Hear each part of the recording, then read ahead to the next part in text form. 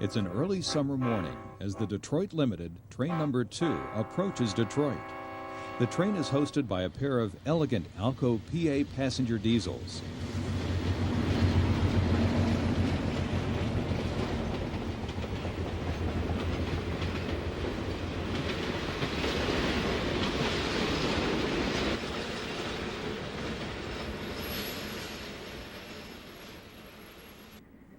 Shortly after arrival at 4th Street Union Depot in Detroit, the road power moves back to the engine terminal for servicing.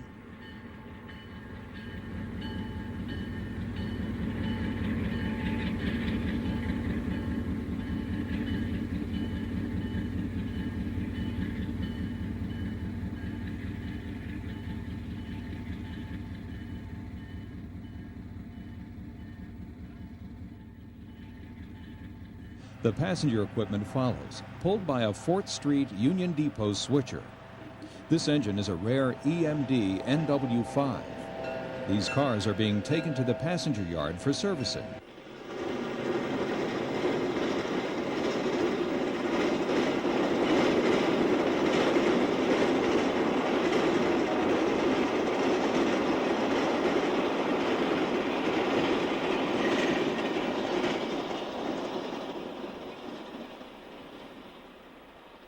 The premier train on the railroad is the Wabash Cannonball. Here we see it approaching Delray Junction. Note the open-ended observation car.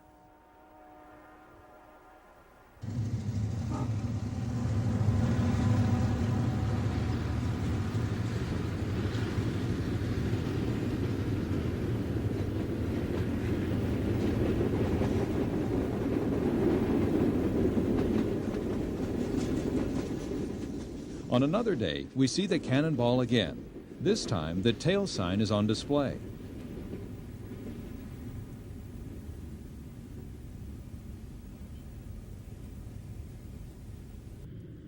Across the way, a Detroit and Toledo shoreline freight follows the Cannonball through Delray Junction.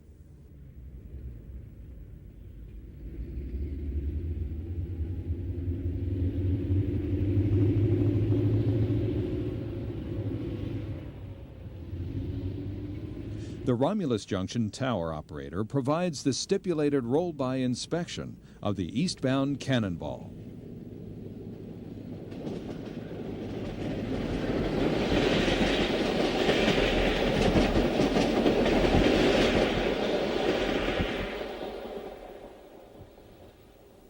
After an all-night run from St. Louis, the Detroit Limited approaches Detroit.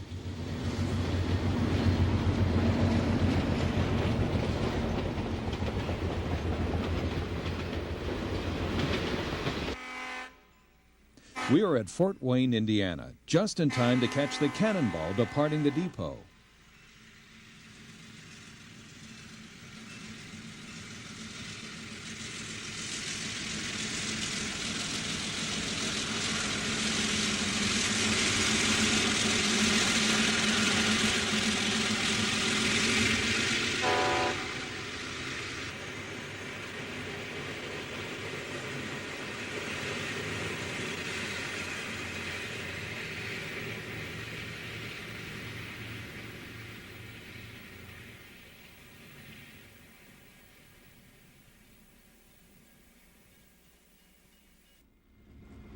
We have now moved to Mexico, Missouri. Here, train number 3, the City of Kansas City Domeliner, has just made its station stop. The front end hosts EMD passenger jeeps.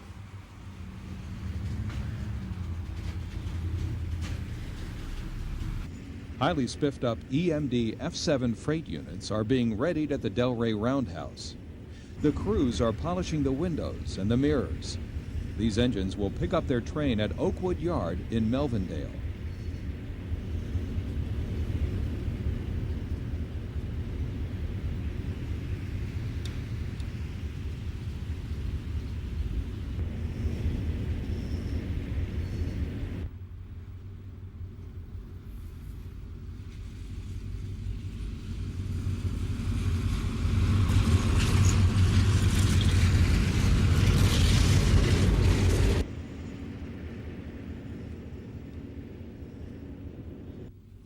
And soon, Extra 1172 West departs Oakwood Yard with symbol freight SC1.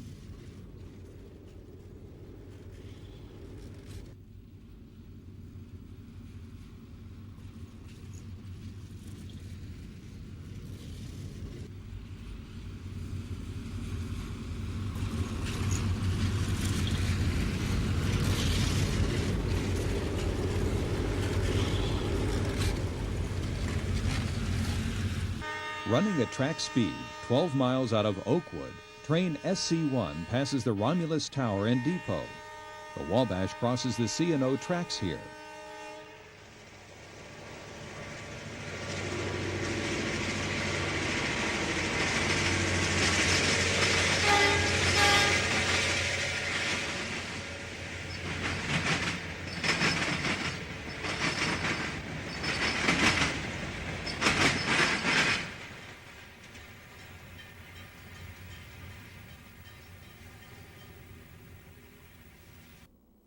Emery's camera caught some classic action shots of two eastbound freights between Romulus and Oakwood Yard.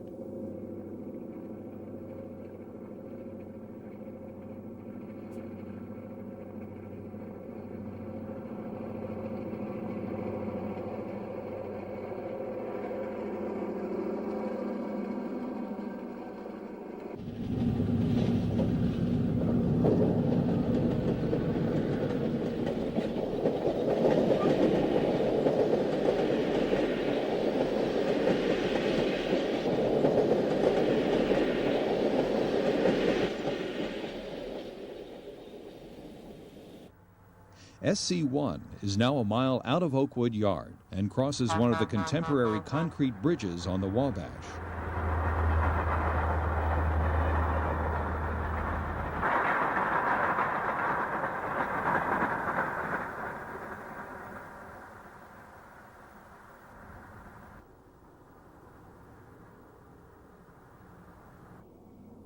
Here we see SC1 further down the line as it heads for St. Louis.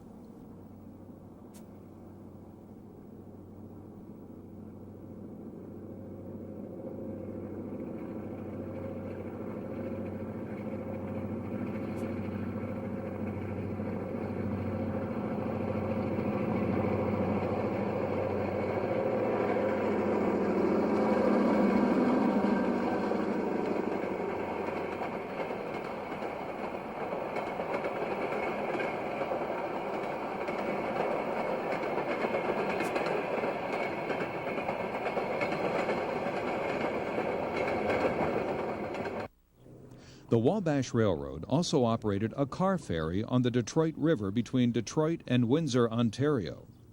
The car ferries allowed the Wabash access to trackage rights on the Canadian National Railway. This route through Canada ran to Fort Erie, Ontario, and over the suspension bridge to Buffalo, New York. Here, connections were made with the eastern roads.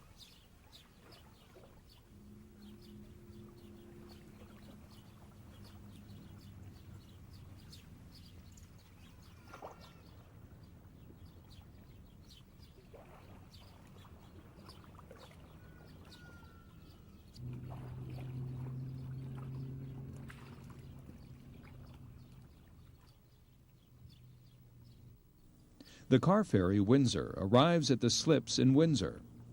The Wabash used 3 car ferries named the Detroit, the Manitowoc, and the Windsor. The nicest view of the Detroit skyline is from the Canadian side of the river.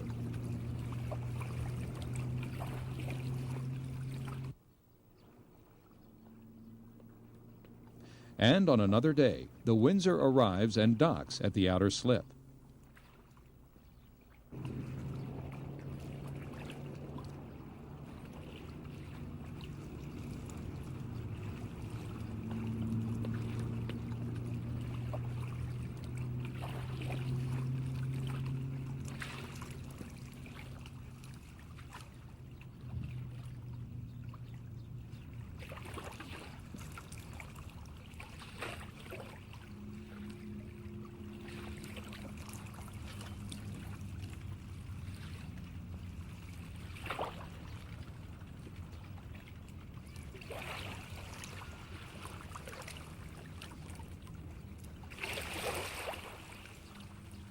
Wabash trains in Canada run on these Canadian national tracks along the Detroit River. Today we see CN train number 17, the Intercity Limited, as it nears Windsor.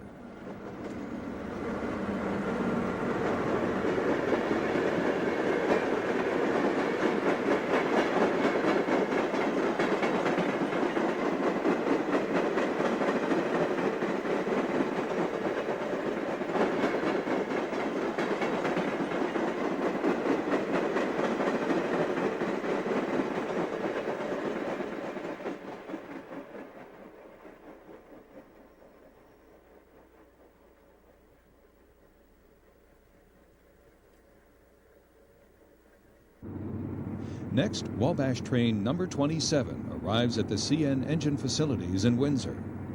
The freight yard was to the left, and the train will pull into the yard.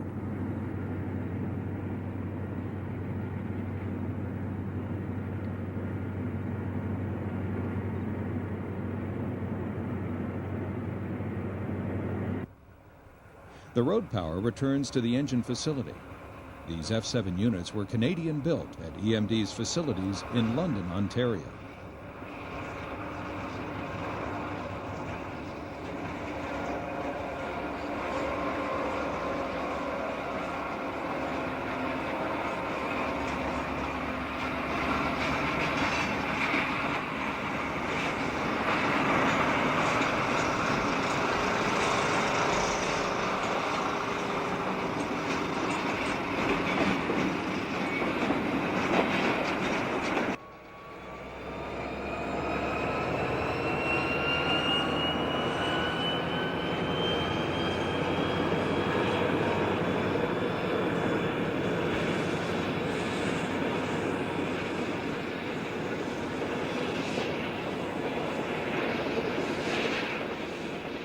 With the F units shut down, a visitor to Windsor this day is moved in the yard.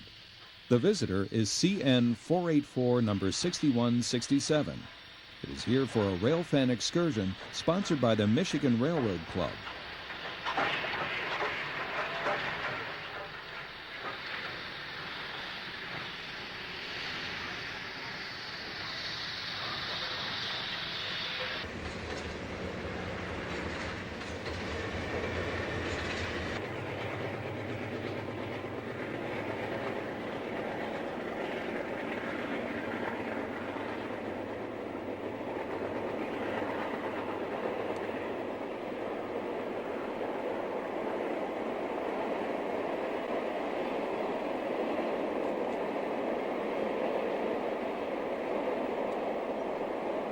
Near St. Thomas, Ontario, Wabash train number 27 crosses a spidery trestle.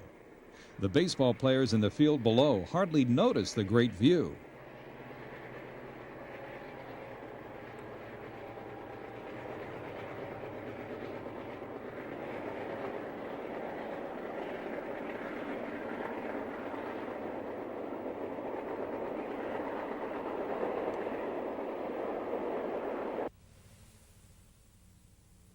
With both Detroit and Windsor skylines for a background, train number 28 comes through Walkerville, a Windsor suburb. This train is eastbound to Fort Erie.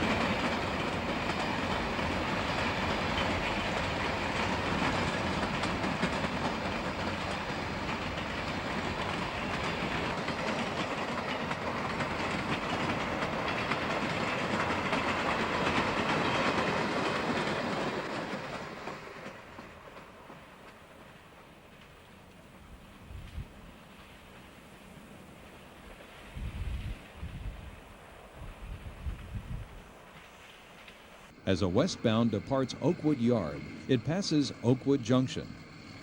Here, the Detroit, Toledo, and Ironton tracks cross the Wabash. The conductor will pick up orders as the caboose crosses over the diamond.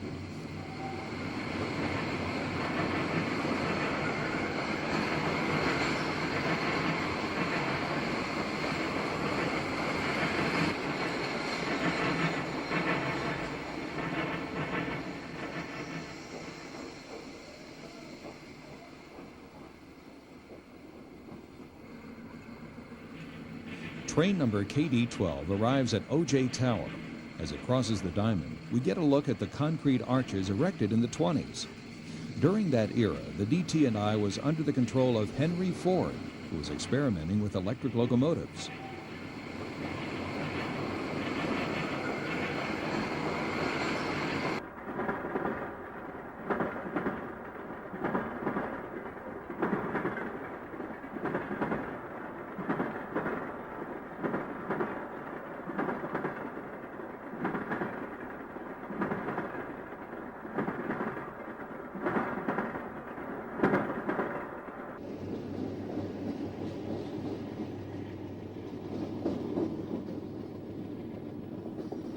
Near the rear of KD-12 is a string of subway cars from the St. Louis Car Company.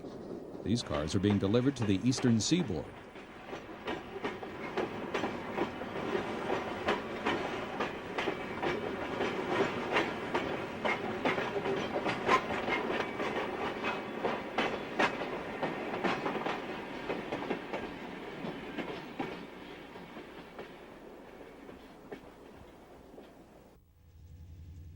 Next, a DT&I Jeep and caboose head south to their Flat Rock yard. The yard under the arches is the Wabash and DT&I interchange yard.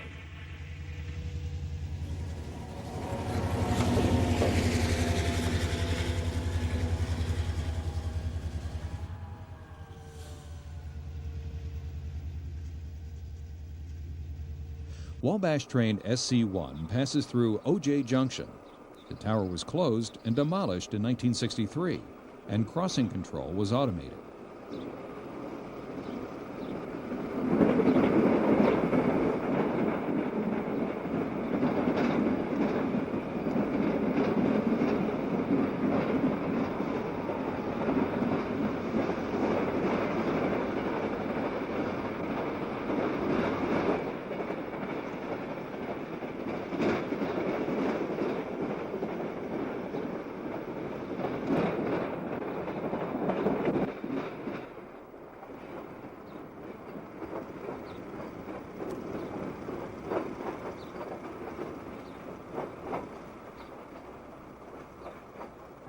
Eastbound train KD-12 punches a hole in the winter fog as it crosses Romulus Junction. The power set has locomotives from Alco, EMD, and Fairbanks Morse.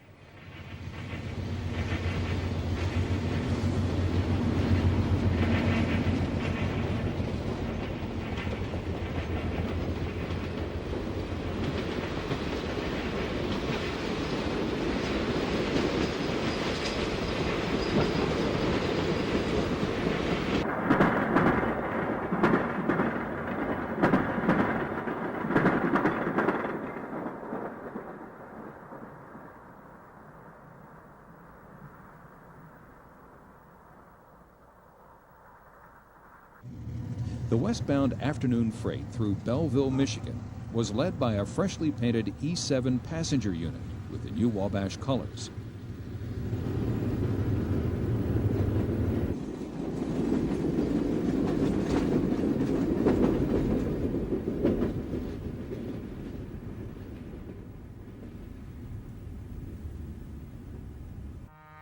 Hot on the heels of the SC-1 is an extra flying white flags. Here, 3 F-7s are still in the old colors.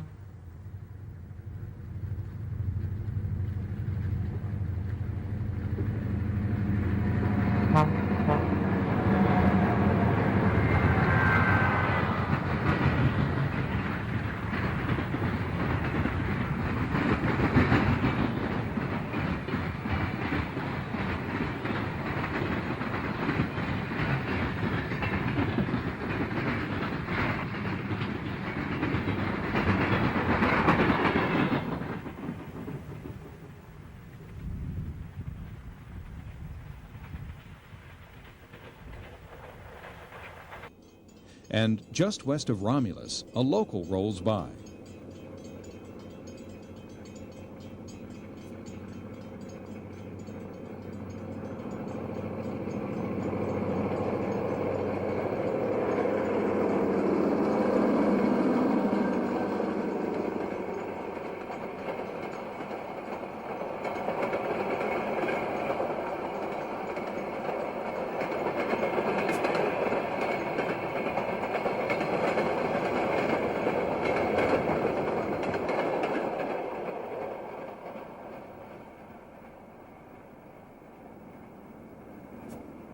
At Milan, Michigan, another repaint job heading SC-1 crosses the Ann Arbor Railroad diamond.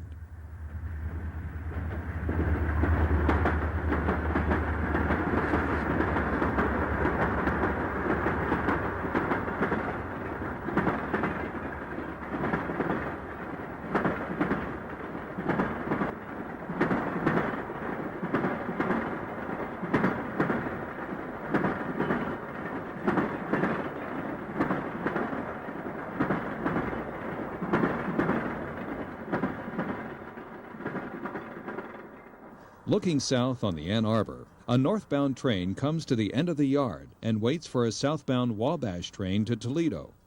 The train will enter the yard, and the Ann Arbor train then proceeds to work the Milan yard.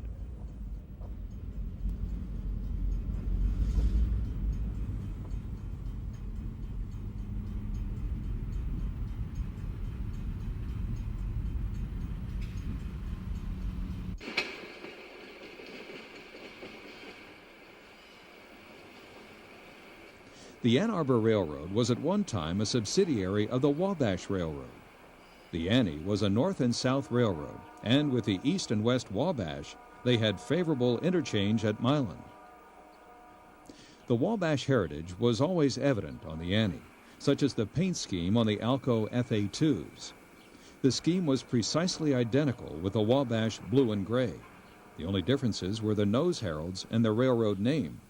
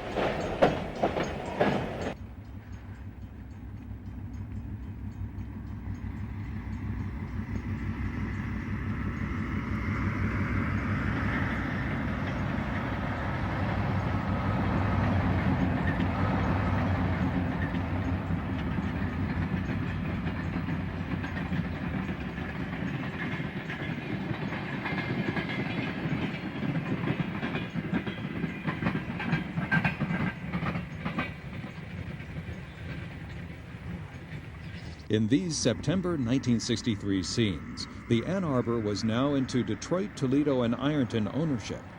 The DT&I had purchased the Annie from the Wabash 9 months prior, at the end of December 1962. The effect of such purchases or mergers on the cosmetics of the railroad are neither swift nor sudden. The Annie we see here, for all outward appearances, still looked like the Wabash Annie.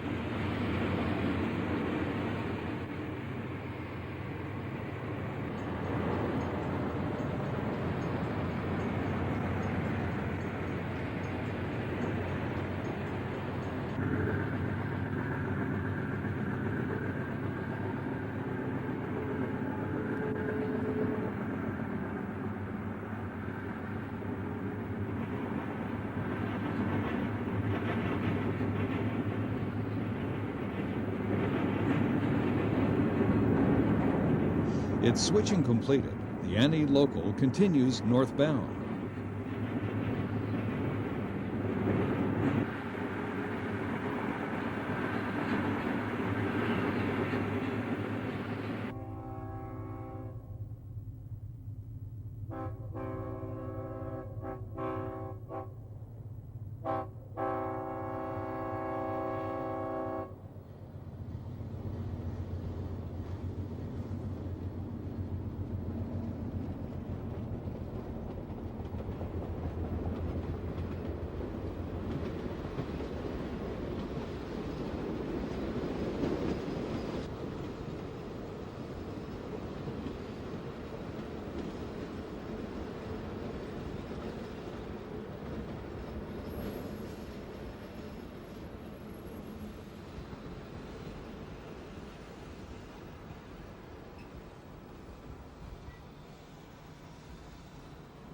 By the mid-60s, the Annie had acquired new motive power in the form of GP-35s. The DT&I had traded in the Alco F units for 10 Jeep 35s. These were equipped with the power trucks from the trade-in Alcos.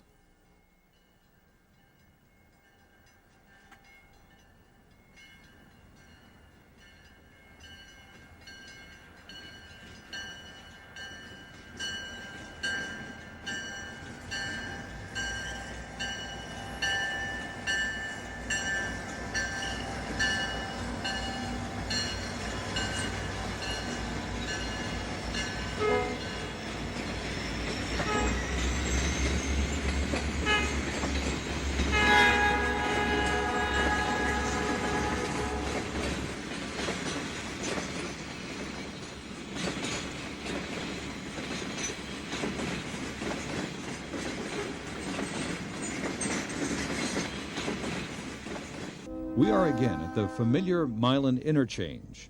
This time, a Wabash GP7 switcher, number 467, handles the yard. We catch both railroads working their respective sides of the yard.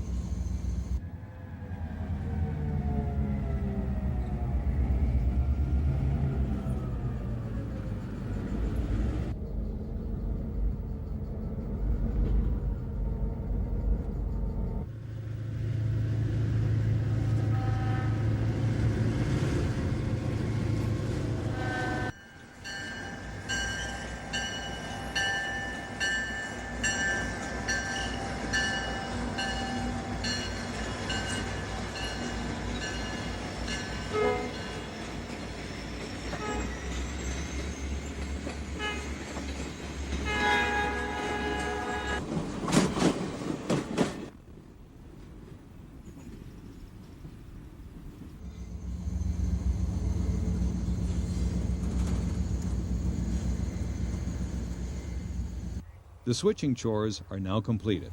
The fresh new power for the Ann Arbor gathers its cut of cars and heads south to Ottawa Yard in Toledo.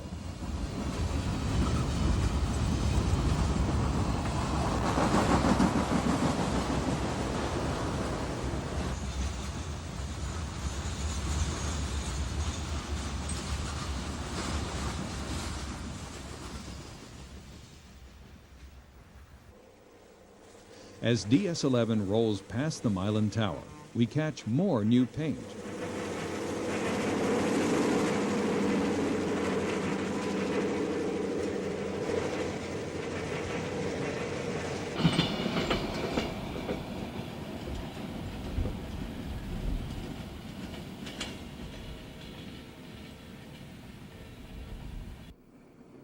Following the DS-11 is the Montpelier turn.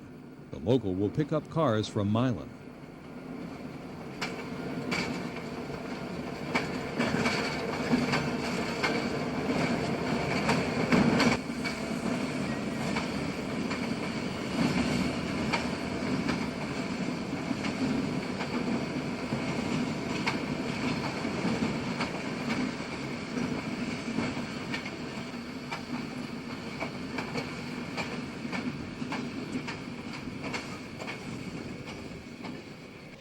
The picturesque Huron River Bridge graces train SC-1. The bridge is located at French Landing between Romulus and Belleville.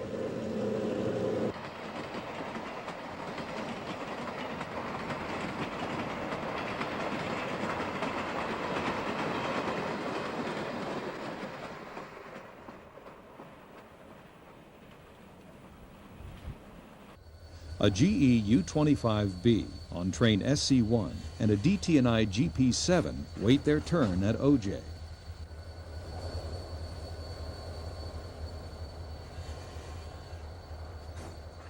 Shortly, another U-25B on train CD-14 arrives at Oakwood Yard. SC-1 then departs on the adjacent track.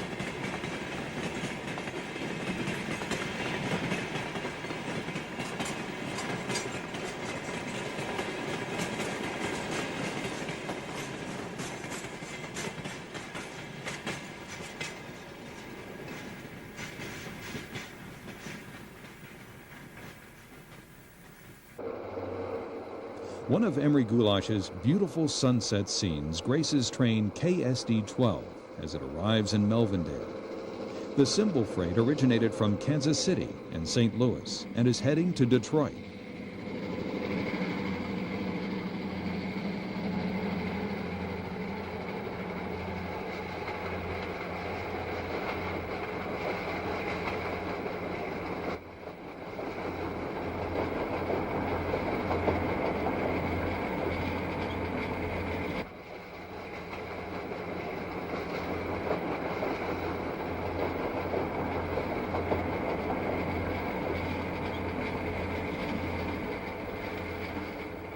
A winter sunrise highlights the Cannonball as it roars through Romulus on its way to St. Louis.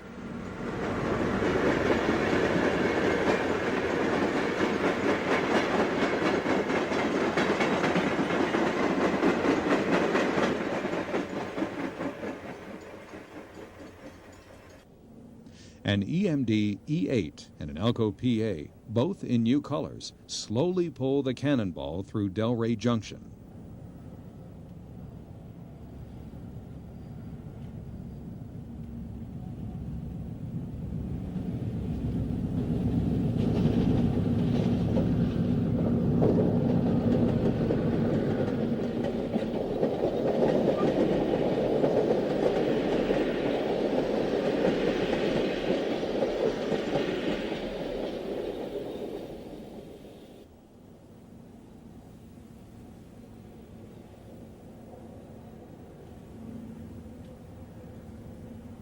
A westbound freight passes the Milan Tower on a clear summer day.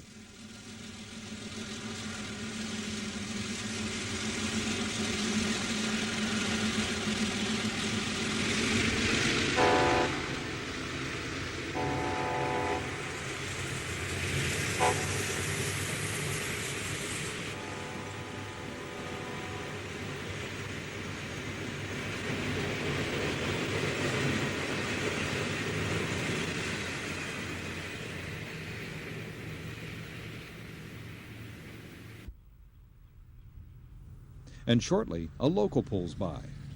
As the caboose passes, note the crew member dropping off the car list to the Milan agent.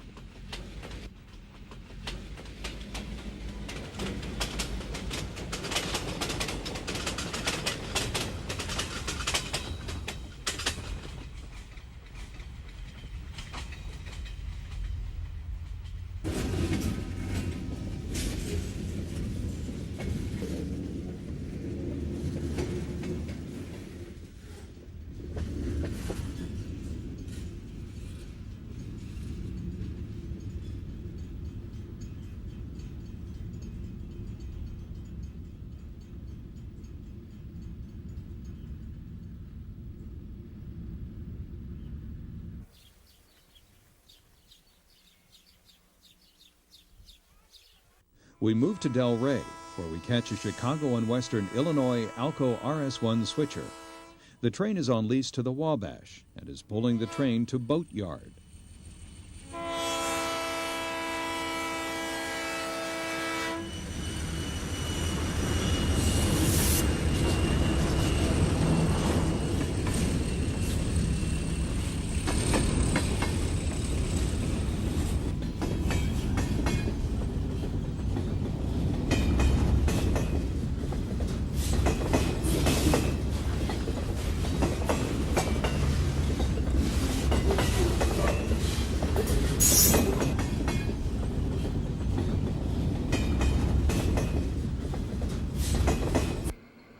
The usual on-time arrival of KSD-12 at Oakwood Junction heralds the departure of SC-1. Today, SC-1 is headed by a Fairbanks Morse trainmaster.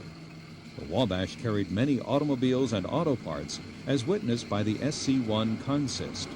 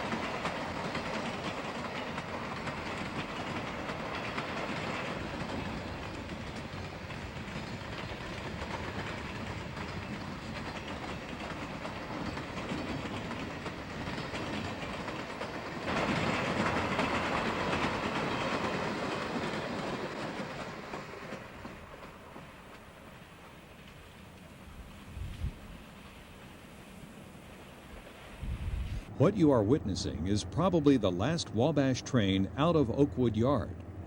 On October 16, 1963, the Norfolk and Western leased the Wabash Railroad Company with the intent to merge the two railroads. On this same date, the N&W did merge into their camp the NKP and the AC&Y, as well as the P and WV railroads.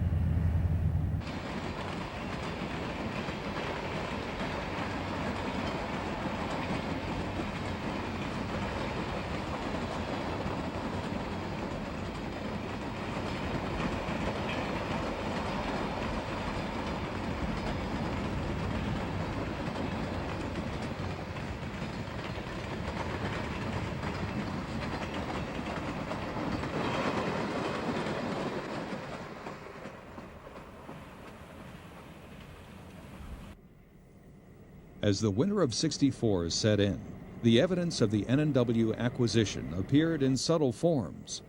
One example is the fifth unit on this train set as it leaves Oakwood Yard. The N&W Alco C425, number 1000, was the first Invader Emery saw at the Oakwood Yard.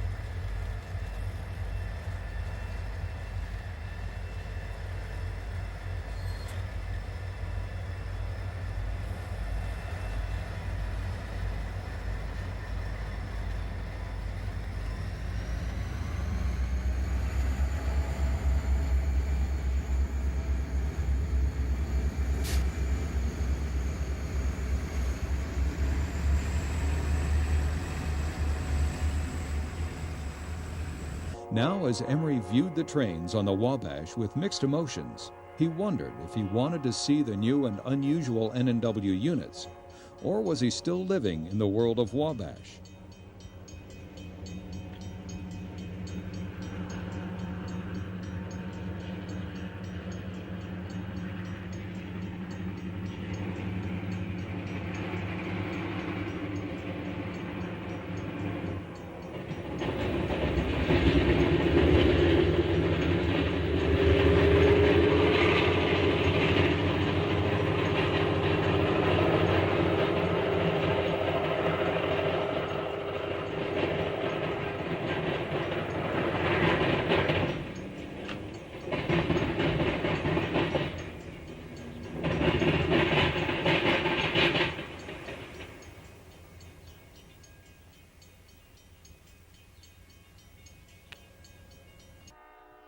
The Delray Junction trains were all Wabash. Most of these trains were local switch moves or transfers from Oakwood Yard to Boat Yard.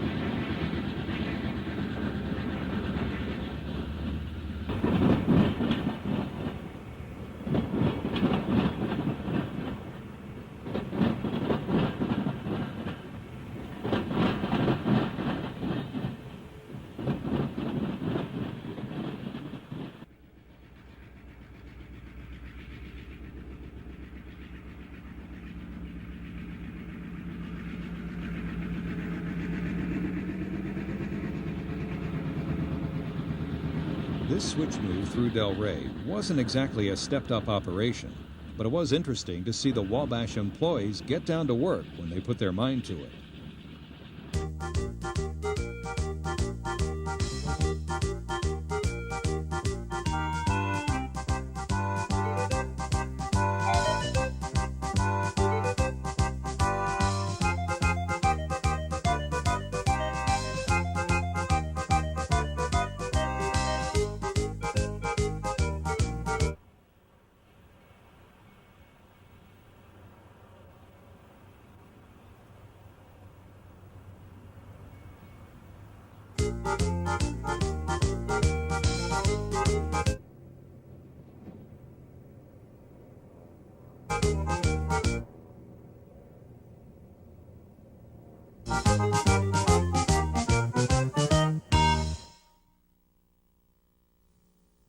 The melding of the N&W was a subtle, relentless operation.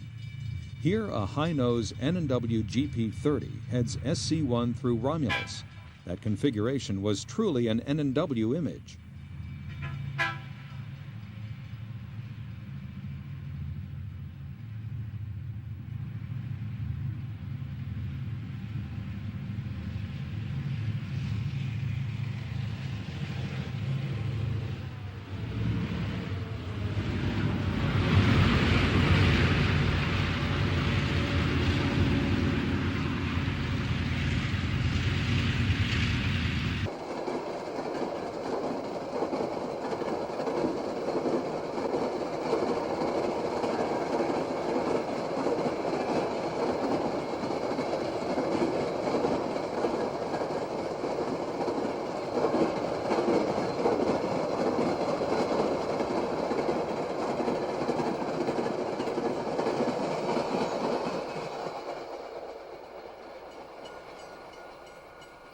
Yes, the N&W has arrived. The next morning, Emery caught the Cannonball with a pair of N&W passenger cars.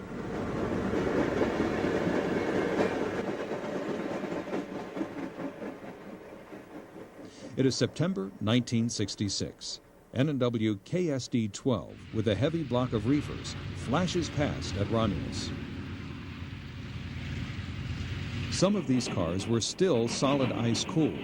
Note the brine spilling out of the overflows. By this date, the Wabash cabooses had long gone, and the red cabs were always N&W.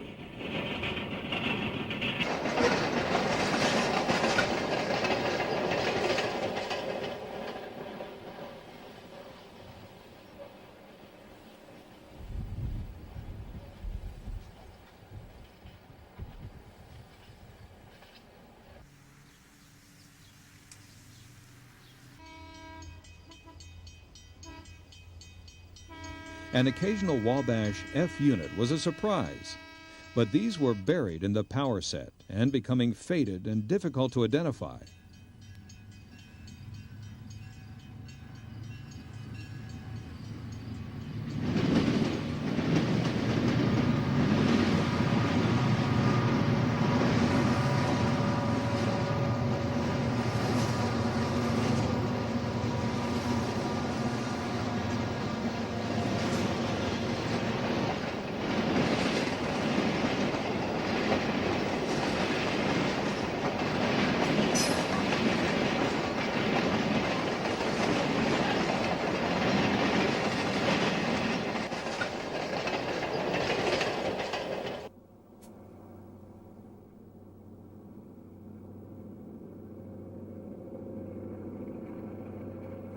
By December 1966, a distinctive F unit led CD-14 through a gorgeous winter scene.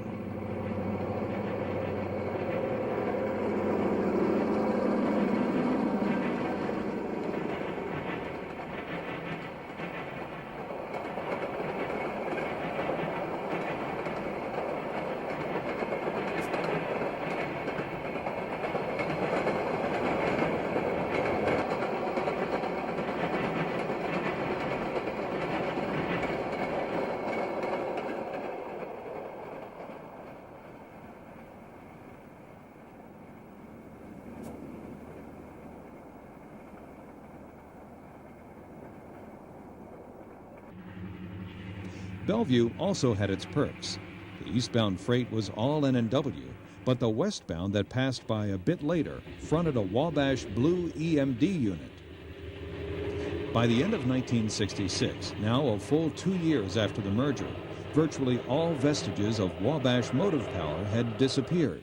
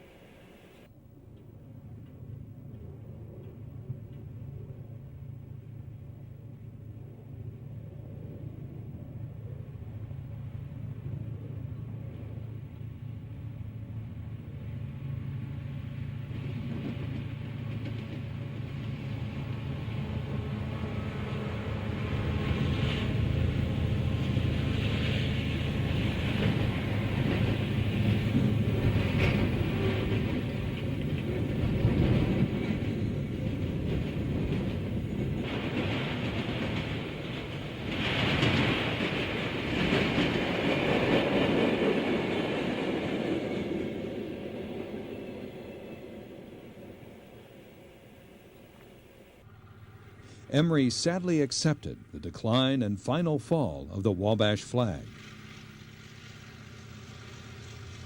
But wait, in 1966, would you consider the Wabash a fallen flag?